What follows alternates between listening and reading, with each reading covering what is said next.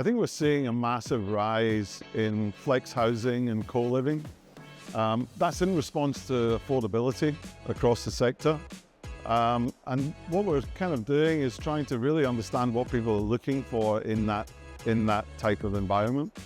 So we're doing a lot of research with our residents to understand, what type of things in terms of amenity, what type of management structure do they respond well to, and also what kind of apartments do they want to live in. A lot of the apartments we're looking at in that sector, we're integrating Murphy beds into those. So it's a flexible bed and sofa, maybe dining table. That means that people can use it as a bedroom during the week and convert it into a living space if they have friends around. So you're using less space, but getting a lot more functionality out of it. And I think that's kind of, we're seeing that being quite popular. As well as, workspace in our amenity spaces has become really popular. Gyms are still very popular. And social events and social spaces are popular. But I think that, co-living sector, apartments are sort of getting smaller.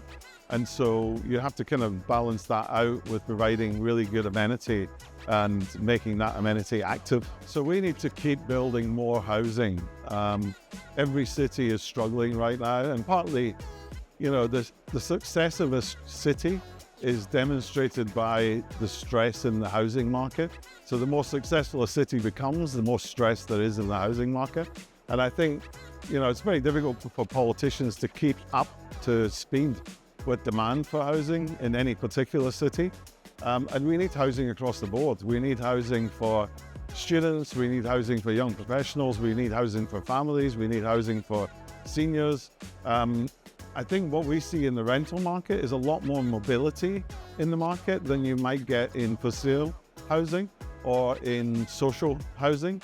And so that mobility enables people to move from a larger apartment to a smaller apartment and vice versa, that you just don't see in the for sale market, and you don't really see it in the social housing market because it becomes very difficult to move. So the rental market really provides a very flexible environment for people to live in. And I think, building more housing has got to be the number one priority of every government. I think events like the district, enable people to just share ideas. It enables people to come and present to people maybe that they wouldn't normally get to meet, to be able to kind of pitch ideas for if you're a business setting up in the prop tech industry or in the property industry as a whole, and a chance to kind of listen and learn from people who are, have a lot of experience in the market. I think one of the critical things is just the social aspect, the ability to meet people and just chat in general terms and build relationships over time. And I think that's where forums like this are really, really useful.